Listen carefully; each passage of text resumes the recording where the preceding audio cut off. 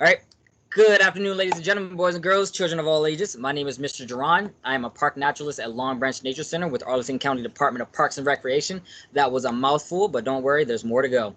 So today we are on today's episode of The Good, The Bad, The Wild, Corvids. We're going to talk about corvids, okay? This is one of my favorite groups personally. Like, I love birds. I do. I love birds. They're fantastic. This one is one of my favorite ones. Now, corvids. So what is a corvid? So this is the family Corvidae. So these are your magpies, your jays, your jackdaws, your crows, and your ravens. These are among your smartest animals in the world, okay? And pay attention to how I said smartest animal, not smartest bird. Now, these guys have very robust and strong legs. So if you ever see any of them, you'll see how their legs, no matter how big the corvid is, even jays, how they're not super big, they still have really robust, strong legs. They have nostrils covered by bristle-like feathers. So on their beaks, you'll see bristle-likes coming down on their face. All right. So they have very strong, stout bills. Some of them can crack amazing things like black walnuts. They have very large wingspans. For a bird of their size, relatively speaking, their wings are actually really large. Now, the corvids. So you have things. Let's see if I can get my mouse on screen. Things like blue jays, jackdaws, magpies, crows, and ravens. Okay, these are the jays, the crow, and the raven and the magpie are more the commonly known ones that a lot of people associate with. Here's the thing, really quick fun fact. Okay, you see how this bird is blue and this bird is blue? They are actually not blue. Any bird that you see in the wild, no matter what kind of bird it is, even in captivity, they are not blue. Birds actually do not produce a blue pigment. What you're seeing is actually a refraction or refraction of light on their feathers. So the feathers actually shape the light that causes it, and it hits our eyes. It comes off as blue. Because if you actually hold them under a black light, you'll see what color they actually are. They're like a grayish, blackish color. So why do we care? Because they are one of the smartest animals on the planet. All right? Because they can do something that's called self-recognition. So self-recognition is pretty much when you are able to look in the mirror and understand that you're seeing you. Okay, there are only a few animals on this planet that can do that. You have people, so we can do that. You have some apes, some, not all. Dolphins and elephants. Okay, those are the only other animals that when they look in the mirror, they understand they're looking at themselves. You have things like dogs and cats and like lizards. They look in the mirror, they look at their reflection, don't understand that that's them. Some of them will take a defensive stance. Your dog will look at the other dog and tilt their head sometimes. Your cat will look at it and walk away. There are cases where even in the wild, gorillas, when they see themselves in a mirror, they'll actually attack the mirror thinking that it's another male gorilla competing for competition. Another reason, because of tool use. As you see in this picture right here, this crow, this is actually a New Caledonian crow. There are different types of crows, but we'll go over that later. So this crow is actually using a tool to get whatever's on the inside of this. They actually put some treats on the inside to see if he would be able to get it out. And they gave him the tool, and he picked up the tool and used it. Now, another animal that can use tools are apes and dolphins. They use tools all the time. Even elephants, again, they use tools. So some of the smartest animals in the world use tools. Us, we use tools all the time, right? Then language. Now, for those who didn't know, they actually do have their own language. And each species, or each, how do I want to say, the best way I can describe it is if you have a crow here, they have a different dialect than a crow that's in California. Okay, an American crow here will sound completely different than an American crow in California. Although they are still both American crows, their dialects are different. Just how we have different dialects, how somebody in the South has a very Southern accent, or somebody from the North has a Northern accent. Okay, they all have different dialects, okay? And they do sound different to each other. Not to mention that they can also learn to speak. They can speak human language. They also have a society, okay? They are very social animals, just like we are. We're a very social group. We're a social-based animal. These guys are also social as well.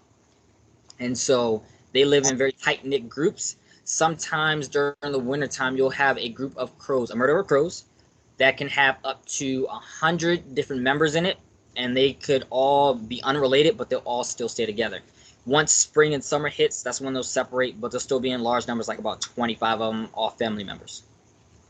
Okay? And their learning comprehension, they can actually learn on the level of a child. That's how scientists compare them. They compare them to like 4 to 5-year-olds, some of these guys, okay? Now, here comes the big question. Why do we fear them, okay?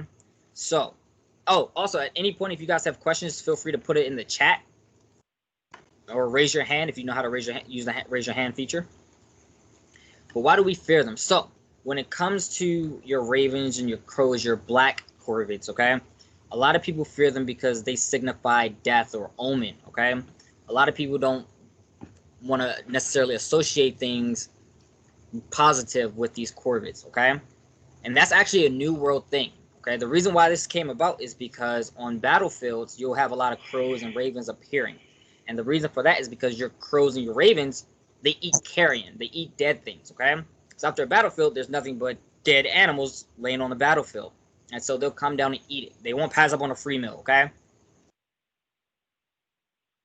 But not all cultures... There's a question? No, I thought we had lost you there for just a sec, but you're back. Okay, I'm back. You guys can hear me? I'm good? Yep. All right. So... not all cultures fear them, okay? Because you have cultures like the Celtic culture, the Morrigan, okay? That was actually the goddess who was deemed as battle, strife, and sovereignty. She was the harbinger of war and death, okay? They looked up to her as a symbol of war and prosperity in times of need, okay? And her symbols were the ravens. Then you have Norse mythology, okay? You have Odin, and this picture is actually a picture of Odin right here. If I can get my mouse. This is Odin, and he has Hunin and Munin, which were two ravens. And Hunin actually was the Old Norse word for thought, and Munin was for memory or mind. And they were a pair of ravens that flew all over the world, or Midgard, and brought information to Odin. Then you have Native Americans. You have the bringer of light and fire, and which pretty much, so the bringer of light was a story of a raven who stole the light from a box within a box within inside another box, which is a bunch of other boxes. And what happened was the raven became friends with the person who had the boxes, and he showed off the box, and the raven took it and brought light. Then you have the bringer of fire, which was actually the story of a crow. So the story of this crow, it was a rainbow crow who had beautiful colored feathers and had a beautiful singing voice. So they stole fire for man. And the way this actually happened was that on land, the creator created winter. He created the season of winter. And all the animals and everybody loved it until it got unbearably cold. And so they wanted to send somebody to go talk to the creator to actually find a way to switch it back to where it was no longer cold. And so the creator told the crow, the rainbow crow, who was the messenger to go, told him that, you know, it can't be done. Once it has been created, it cannot be taken away. And so what he did was he gave him a stick that was lit on fire. And he said, take this stick so you can bring it down so you guys will no longer feel the cold. You'll have the warmth of the flame. And so as the crow was flying to take the fire back, the stick got smaller and smaller because the fire kept burning and burning until eventually the crow was holding it in his mouth. And throughout that whole process, it was nothing but soot and smoke coming out, which colored the rainbow crow all black. And because of all the smoke and whatnot, his throat actually was messed up and he didn't have his beautiful singing voice anymore. And so their story tells of how the crow made the biggest sacrifice of ruining his colors as well as his beautiful singing voice to bring fire to everybody. And because of that, all other animals will respect them as well as no harm should be brought upon them. That's what the creator told the crow. Then trickster, because they love to play games. I know a few crows myself who love to trick people into coming close to their cage and then biting them. They love to play games. It's one of their favorite things to do. There are even instances of crows picking on cats, which eat birds. And so they'll pull their tails and mess with them. There's actually video of that too. Now, Aesop's Fables, The Crow and the Pitcher. This is a very real story that actually was filmed in life. So this story pretty much told how there was a crow who was very, very thirsty. He was so thirsty, he was on the verge of death. Now, he found a pitcher that had water at the bottom of it, but his beak was too big to fit inside the pitcher. So what the crow did was take rocks and drop rocks into the pitcher to raise the water level. So for those who don't know what that is, that's actually called water displacement. And so he raised the water level. There is footage of a New Caledonian crow actually doing this, showing water displacement to get a treat. Okay? Then you have other things like they appear in Christianity with Noah, Elijah, Saint Benedict. You have ancient Greece, which the Apollo god of prophecy had them. But wait, there's more. So Islam, like Cain and Abel. So for Cain and Abel, a raven was actually sent to show Cain how to bury Abel. And then this is one of my favorite ones, is the English Empire. So with the English Empire, it is said that if the Tower of London, that the kingdom and the Tower of London will fall if all 6 resident ravens ever leave the fortress. Currently, right now, there are 7 ravens. So there's 6 for the prophecy and then 1 to spare. But the saying is that if all 6 are gone, then the Tower of London will fall. So they're actually a very big tourist attraction. So people come to the Tower of London to actually see the ravens that live there. Then you have the Chinese and Japanese view on things, the 3-legged crow. And this was a story that was a really long story. It was really cool. So this story comes about of a time where there were 10 3-legged crows, and they were actually the ones to bring the sun across the sky. But however, they had a very favorite food. It was a bunch of grasses and corn, and they would actually see the grass and fly down to the land. And so their mother wasn't happy about that, so she blindfolded them. Now, it was one time where all 10 crows decided to fly at once, thus burning the land. And so there was an archer, a celestial archer by the name of Hoyi, who shot down all but one of the crows. So that way an instance like that would never happen again. And you also have Hinduism, which the crows and ravens are believed to be the connection between the living and the dead. You have one of my favorites, is the medieval England, which this is a poem about a magpie. And the poem goes, 1 for sorrow, 2 for joy, 3 for a girl, 4 for a boy, 5 for silver, 6 for gold, 7 for a secret never to be told, 8 for a wish, 9 for a kiss, and 10 for a bird you must not miss. And if you can hear in the background, there's actually crows yelling in my background too. So, you know, it's awesome, right? Now, that is actually on this. If you can see the picture goes up to 7. It actually goes up to 10. The saying is that's the number of magpies you see. So 1 for money, 2 for joy, 3 for a girl, 4 for a boy. Because some people view magpies as very amazing symbols, as wisdom, as luck, and things like that. So, why we should love them, okay? Now, here's the thing I didn't tell you guys in the beginning, okay? So your crows, your ravens, your jays, your magpies, your jackdaws, all of them are actually songbirds. So you guys wouldn't associate, a crow as a songbird, but they are. They belong to the big group called Passeriformes, which are your songbirds. Their call is a song. Your blue jays are actually one of your best mimics. They can mimic pretty much almost anything that they hear. I've had some that mimic train whistles. I've had some that mimic red-shouldered hawks. And again, they can sing, okay? I mean, they can talk. So your songbirds like this are very, very unique, okay? Because these guys are omnivores and they eat both plants and meat, and they're really, really smart. Some of your jays will actually, when it's time for other birds to have babies, when their babies are hatched, you'll have one jay that gets chased away by the parents and another one comes up and takes the babies. They have to eat too. So birds eat birds, okay? Now, I'm going to stop sharing my screen in a second so you guys can see what I have to show you guys. Make sure the screen is big enough. All right, you guys can see me, correct? Just to make sure. Yes. All Yep, right. you're good. All right, so now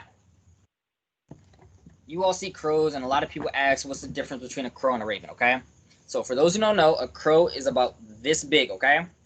So we do have 2 types of crows in our areas. In the DMV area, we have American crows, which are the most common, and then you have fish crows, okay? Now, American crows are the crows that does a typical cawing, which is happening in my background right now. And the fish crow does a call more similar to a car alarm. They go, I mean a clown horn. Go, and you'll actually see them together. Although they're different species of crows, they will hang out together. They're very social. You'll see them a lot in parking lots and whatnot. And then ravens, if you give me 1 second.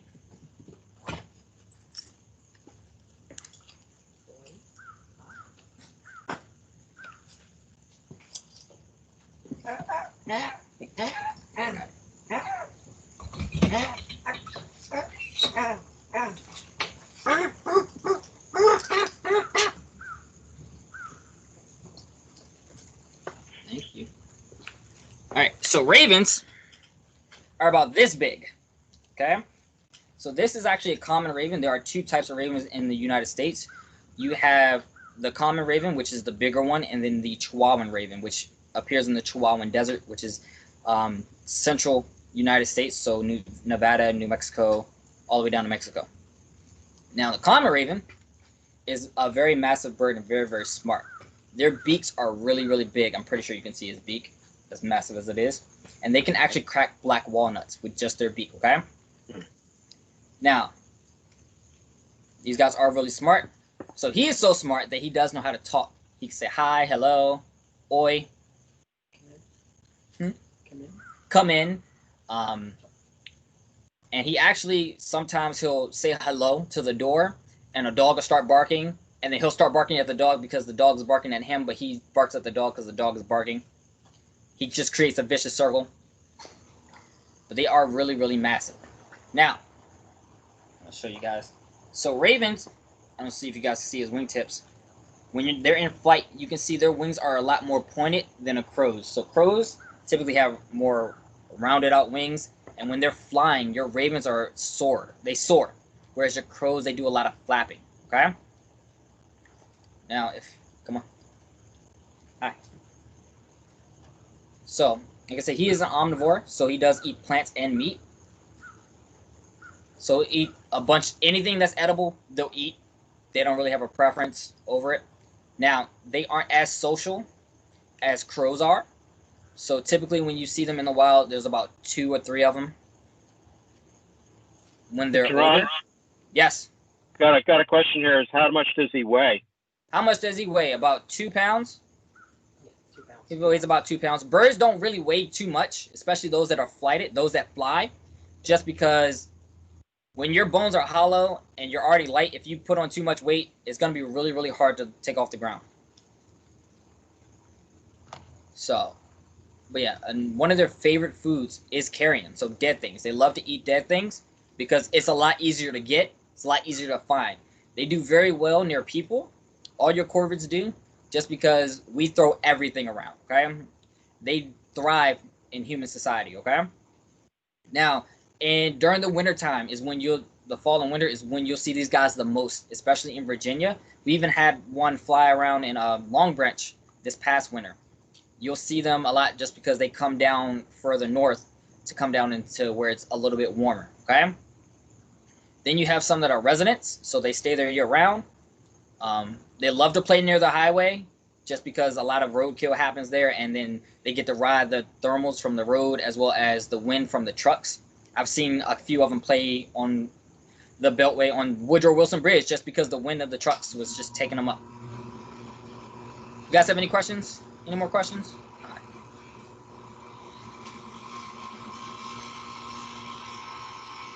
Let's see. Okay, what? Got a question here. Why does his mouth?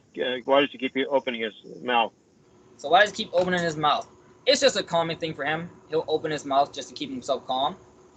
And he might scream in a second just because the crows in the background are yelling. And he might join them.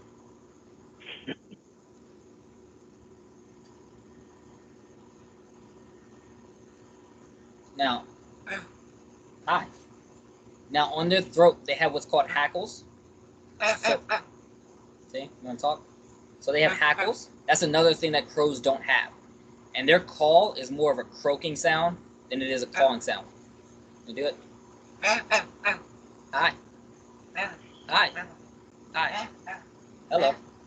You guys hear him talking? Yeah. Let's see. There's a comment here that they prefer fresh meat to old meat, but eat dead meat because it's easier to find. I think. Yeah, dead meat is a lot easier to find than catching it themselves. He just spit on me. That was gross. All right, so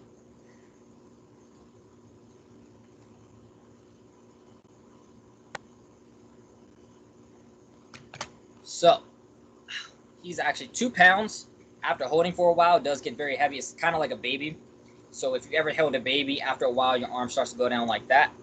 So I'm gonna let him relax for a bit. Hey, Jerome. Yes. Is this the raven that used to call your name? You were No. when it was little. So what she's referring to is I used to babysit a crow, a fish crow, and whenever I would leave my room, he would scream my name and go, Jerron, Jerron, every time I would leave. From time to time, he'll say my name.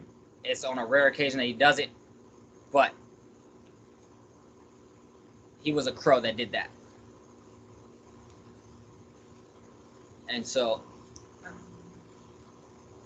he's heavy. Now, these guys actually, yes, they do have predators. So hawks and owls actually will go after crows and ravens. They don't really like each other. It's mutual. It's a mutual disagreement between both species. Now, your ravens will actually pick on crows. So what? I mean, on your eagles, and so will crows. There's actually videos of crows mobbing eagles. There's one video of a crow surfing on top of a bald eagle, which I thought was really, really cool. But as soon as a hawk is around or something like that, they give off different alarm calls for different animals, and they know exactly which one is which. If there's a great horned owl around, they'll give a certain call for that. If it's a red-shouldered hawk, they'll give a call for that. Depending on the bird or the threat level that it is, they'll give a certain call for that. Now, the reason why he's here is because he can't be released into the wild. He was deemed non-releasable, so that pretty much means for some reason or another, he's unable to survive in the wild. He's also missing a digit on one of his toes. But other than that, he's actually he's still really, really smart. He was also a human imprint, so when they had him at first, he became imprinted on people, so he really, really likes people. Now, in the wild, you don't want a wild animal to like people. You want them to stay away from people, because then that's how a lot of bad things can happen. Now, they are all black. Their feathers actually produce an iridescence, which makes them look purple sometimes. If you guys know the Baltimore Ravens, at the Baltimore Zoo, the ravens that they use to fly out into the stadium actually live at that zoo. And so they'll actually swap them out here and there, the ones that are on display. And so they'll use them to train them to fly to the glove, land, and then come back. Okay, Jerron, another question. Did you have to train him or to talk, or did he pick it up on his own? So that's the great thing about these guys. They'll pick it up on their own. And so you can train, if you have a Corvid of your own, you can train them to talk. However, he picked it up on his own. The other birds that I work with picked it up on their own. They just learned to talk. I work with a crow. He does not have the ability to talk because he came to us as an adult already. They typically learn when they're young.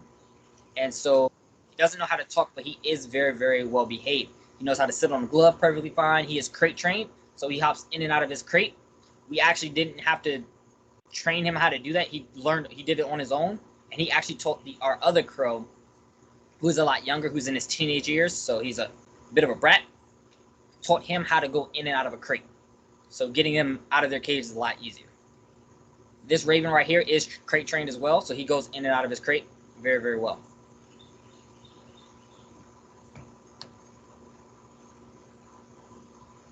You've seen mockingbirds attacking a crow defending another crow from a mockingbird. Yeah, no, they'll defend each other because, again, they're very, very tight-knit families. And they will attack mockingbirds. Mockingbirds will attack them because, again, they will eat their babies. They will go after them. They will actually eat them. Crows and ravens, they're not that picky when it comes to, like, meat. So they'll go after it. If they can take it, they'll get it.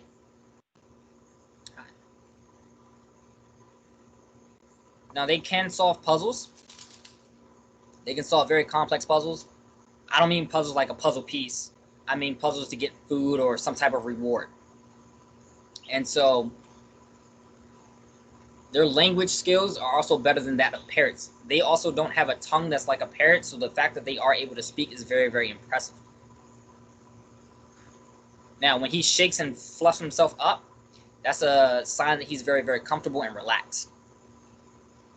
So whenever a bird's able to groom themselves and fluff themselves up, that means they're very, very relaxed. Hi. Any more questions?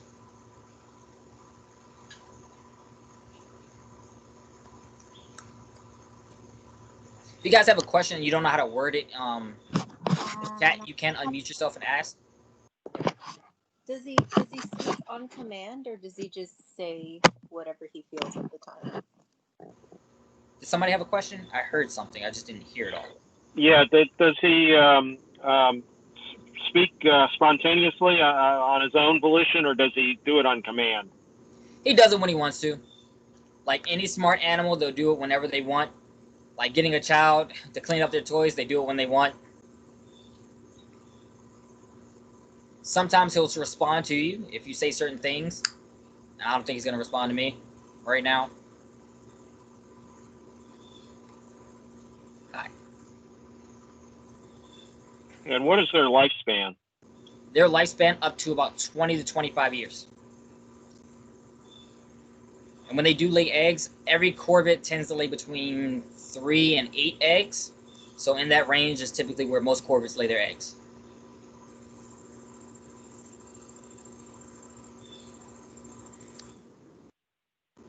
You guys are asking some really good questions. Any more questions before I put him away?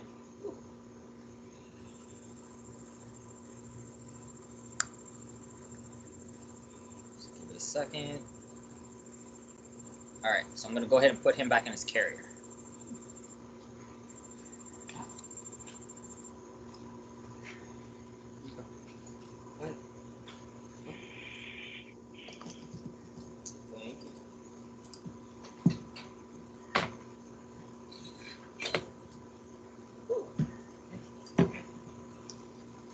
All right, get my arm, filling in my arm back.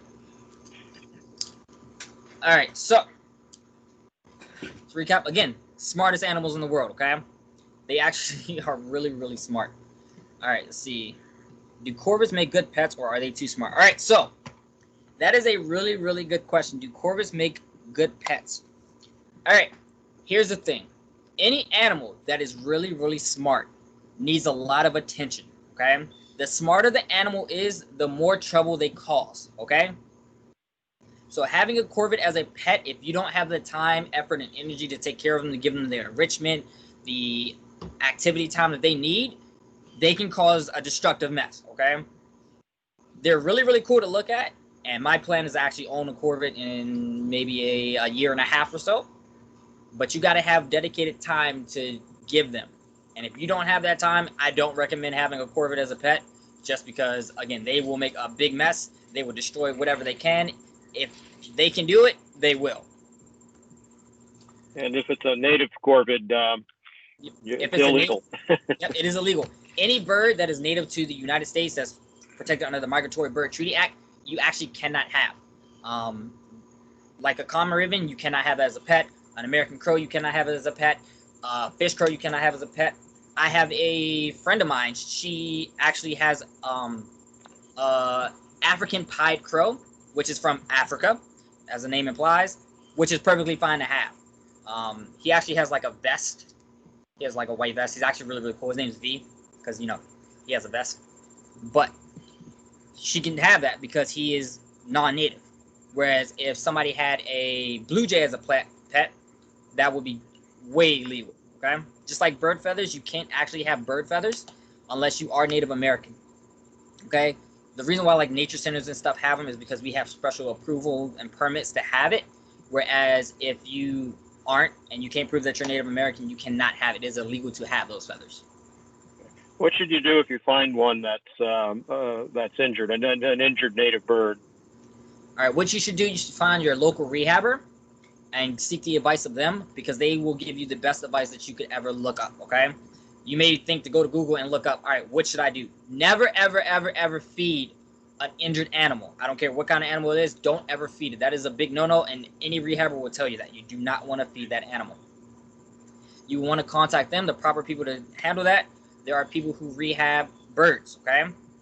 There are people who specialize in certain types of birds. You have people who specialize in corvids. You have people who specialize in raptors. You want to find out who they are and contact them as soon as you can. You don't ever want to grab the bird yourself, especially if it's something like a raven, because their bite does hurt. For a long time, crows and ravens, their bites were the worst bite I've ever had in my life, because they bite and they twist. And again, they can break black walnuts, okay? So for those who don't know, a walnut is a very, very strong nut, okay? The fact that they can break it with their mouth goes to show you how strong they are, okay?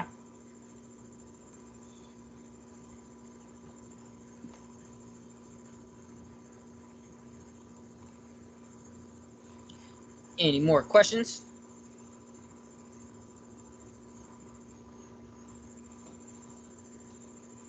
I'm just waiting to see if anybody types anything before. We wanted to know what the feathers that are iridescent are called. What they're called? So the feathers, all their feathers are iridescent except for their down feathers, which are the feathers underneath. And so all their flight feathers, all their body covering feathers, all of those are iridescent. They have a best way to put it so everybody can get it. They're shaped in a way where the light hits it and it refracts it so that it comes off as iridescent. Very similar to how snakes are, their scales and whatnot. It's the same way. It's just a refraction of the light and the way that the feather is shaped. So some are concave. Go ahead. Yeah, what's the evolutionary benefit of having iridescent feathers? So the evolutionary benefit of that is that it actually helps distort their image from other predators, because we see light differently than other animals see light. And so when we see something like bluebirds, for instance, we see them as blue. Other animals aren't necessarily going to see a bluebird as a bluebird. And so it actually may help them blend in a lot better. It may give them a sense of, you know, you don't want to mess with me and things like that. Especially when their patterns are certain ways. For like your crows, because they're all black and they have the iridescence, when there's a group of them, that makes them look even bigger than what they actually are.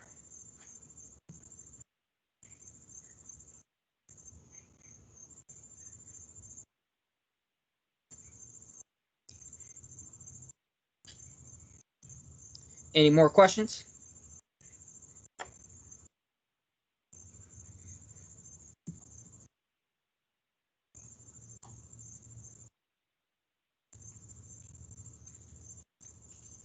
Jerron, if no one else has in the audience has a question, I've got a quick one, Go which for it. probably has a long answer. What can you tell us about the family lives of corvids? Oh man! All right, so the family lives of corvids. So how this works? So a lot of I'll do crows because they're the most prevalent ones that you'll see, and they're the largest groups. So what will happen is you'll get a family that is full of brothers, sisters, mothers, cousins, uncles, aunts, grandparents, okay? You'll get a big giant group of them, and they'll constantly help take care of the young. They actually stick around to take care of the next generation and so on and so forth. What you typically get in most other animals is that they'll have their babies, the babies will grow up, they're gone, cool, they move on with their life. Whereas with your corvids, because they are such a social animal, they actually help each other take care of one another. And so they'll constantly keep, adding to the family group. It'll get to a point where they will venture out and start their own murder.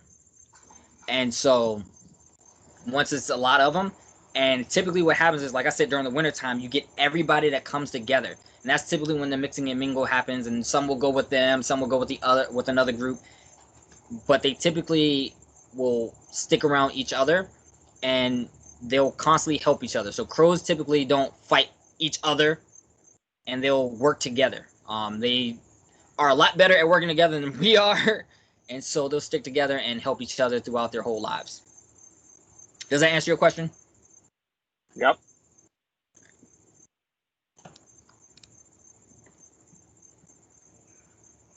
All right. So, just want to double check, make sure.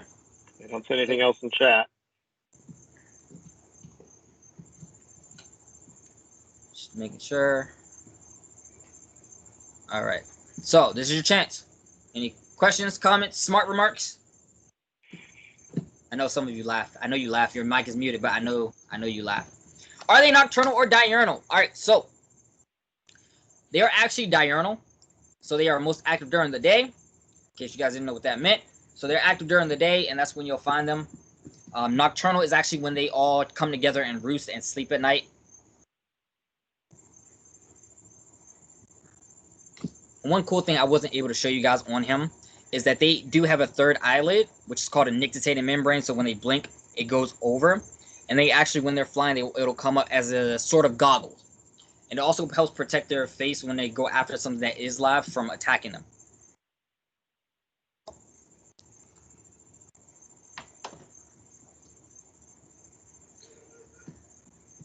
Yep, they roost in groups. So they typically have a spot where they will all meet, and they'll sleep in that same spot. It just depends on what area you are in. You'll have a pack of, a flock of crows. And so you'll have a flock of crows that will go to the same area with that same flock. Or even if they weren't together that whole day, they'll all come back together and roost at night. Again, it's safety in numbers as well, because if there are owls around, owls will take on crows. But because there's so many of them, they tend to stay away from them. But having that many around tends to give them more safety.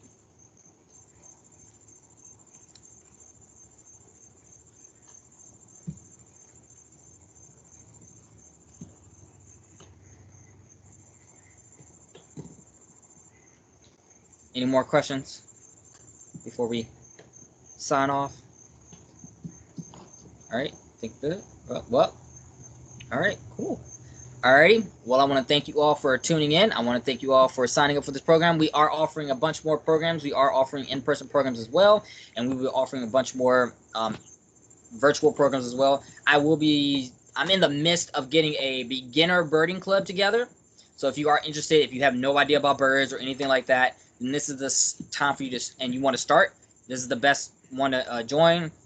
It'll probably be in October is when I'm going to try to get it started, but be on the lookout for that.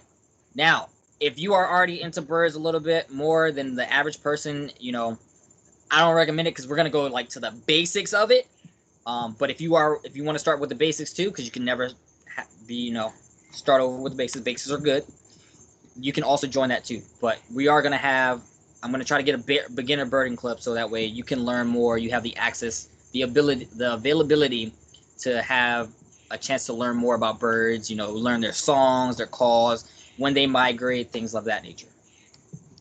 But I want to thank you all so much. I have a question for you all. I want to see if you guys learned anything new from me today. If you learned at least one new thing from me today, that means I did my job, and that is all I could ask for. I want to thank you all for having me, and I hope you all have a great rest of your weekend. Okay?